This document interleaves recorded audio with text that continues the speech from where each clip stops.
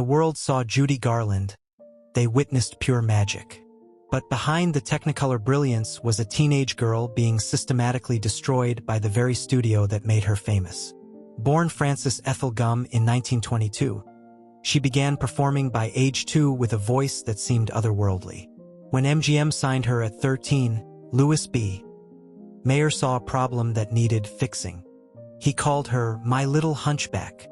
Her nose was too round, her teeth imperfect, her teenage body too plump for the screen. Studio stylists bound her chest, capped her teeth, and erased Frances Gumm entirely. What emerged was Judy Garland. Not a person, but a carefully constructed product. MGM's method was brutally simple. Work her beyond human limits and use drugs to make it possible. Filming all day, rehearsing all night.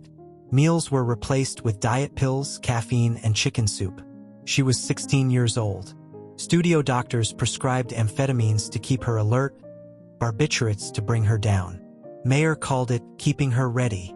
It was controlled addiction. They'd take me into a little room and give me pills to keep me going and then knock me out at night, Judy recalled. That's the way we worked. Mayer claimed to love Judy like a daughter, then weaponized that relationship. He'd embrace her, call her family, then threaten her career for any disobedience.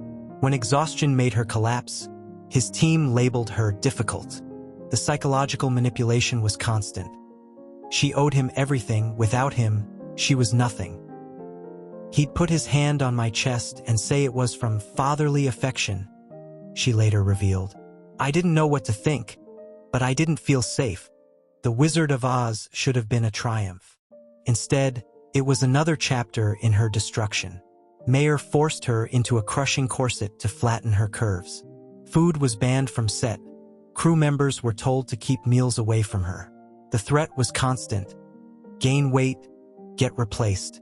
While Dorothy sang about finding home, the teenager playing her was losing herself. The human body has limits. As Judy's health deteriorated, she missed shoots and broke down on camera. Instead of help, Mayer escalated punishment. Suspensions, threats, and finally, after 15 years of loyalty, dismissal. They had me working like a machine, she said. When I couldn't anymore, they called me unreliable. Judy's addiction, mental illness, and financial ruin weren't personal failures. They were the predictable result of systematic abuse. Mayer didn't just control her career. He owned her body, her image, her sense of self. When she died at 47, her heart destroyed by decades of chemical abuse and starvation, Hollywood mourned a legend they had collectively created and destroyed. The little girl who sang about troubles melting like lemon drops never found that sanctuary herself. The rainbow she made famous was built on the ruins of her own life. Behind every moment of magic was a vulnerable person, exploited and ultimately expendable in the pursuit of profit. Patricia Douglas. In 1937, MGM invited over 100 women to what they advertised as a casting call for a Western musical. Patricia Douglas, a spirited 20-year-old dancer with dreams as bright as the California sun, was among them. She had no way of knowing she was walking into a trap. What awaited these hopeful women wasn't auditions or screen tests. There were no cameras, no scripts, no directors. Instead, they found themselves at a raucous, alcohol-soaked party. MGM's cynical gift to visiting salesmen, with the women in cowgirl costumes serving as unwitting entertainment. The studio had weaponized their dreams against them. As the evening descended into chaos, salesman David Ross lured Patricia away with false promises, forced her into his car, and brutally raped her. The aftermath was devastating. Patricia was left bleeding and vomiting, but in remarkable courage for the era, she didn't retreat into silence. She reported the crime immediately. A hospital examination confirmed the assault. The medical evidence was clear, undeniable, and damning. But Patricia had underestimated the machine she was up against. Louis B. Mayer's MGM wasn't just a movie studio, it was an empire built on image control. Within hours, the studio's crisis apparatus swung into action. Witnesses developed amnesia. The guest list vanished. Police found themselves discouraged from investigating, despite medical records. MGM didn't just deny the assault. They systematically destroyed Patricia's character. Meyer's team painted her as promiscuous, unstable, a liar seeking money. Strategic leaks ensured her name became associated with scandal rather than survival. When she pursued legal action, the case was dismissed for lack of evidence. Despite hospital records, despite her immediate report, despite obvious trauma, "I was treated like I was the criminal," Patricia recalled decades later. "Like it was my fault for showing up." Patricia didn't just lose her case. She lost everything. The blacklist was swift and merciless. Industry doors slammed shut. Friends distanced themselves. Her name became a whispered warning. This is what happens when you cross MGM. While Mayer accumulated awards and reverence, Patricia retreated from public life. For nearly 7 decades, she carried her truth in silence, watching her destroyer celebrated as a Hollywood pioneer. In 2003, investigative journalist David Sten tracked down Patricia Douglas. She was 85, a woman who had spent most of her life in MGM's shadows. But the world had begun listening to stories like hers. Patricia was finally ready to speak. "They took everything from me," she said, "but they couldn't take my truth." Her story became the documentary Girl 27, named for her court designation, a number rather than a name in official records. Patricia Douglas was among the first women to publicly accuse a major studio of covering up sexual assault. She was also among the first to discover the crushing machinery designed to silence such accusations. Mayer never faced consequences.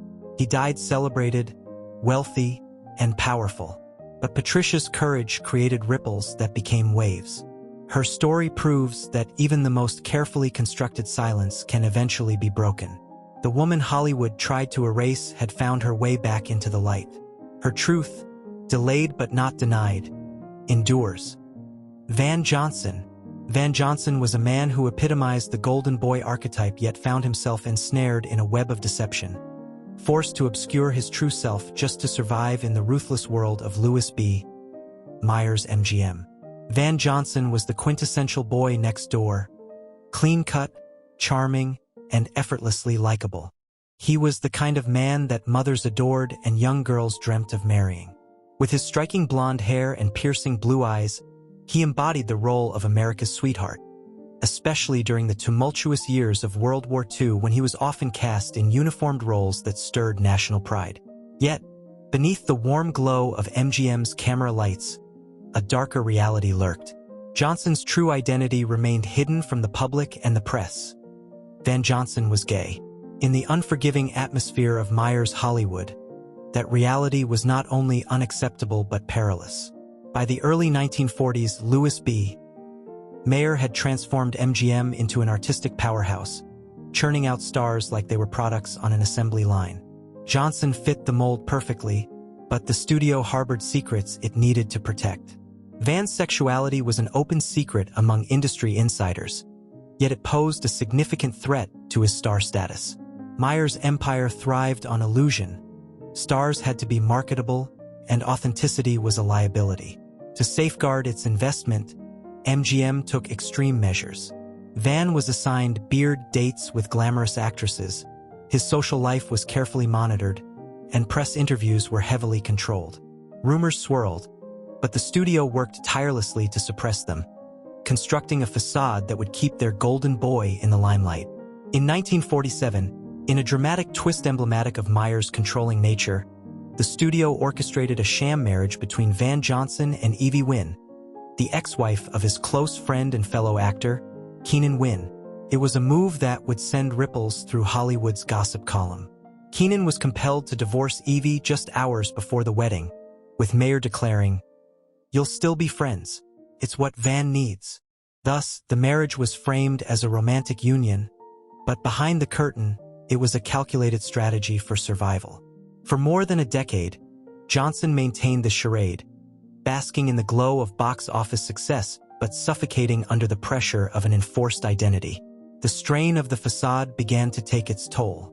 While he and Evie welcomed a daughter into the world, their marriage was anything but happy. Van became increasingly distant, and coping mechanisms emerged. He turned to alcohol as an escape from his reality, leading to a life marked by loneliness and regret. The marriage ultimately dissolved in 1968, and by then, Van's career had begun to fade.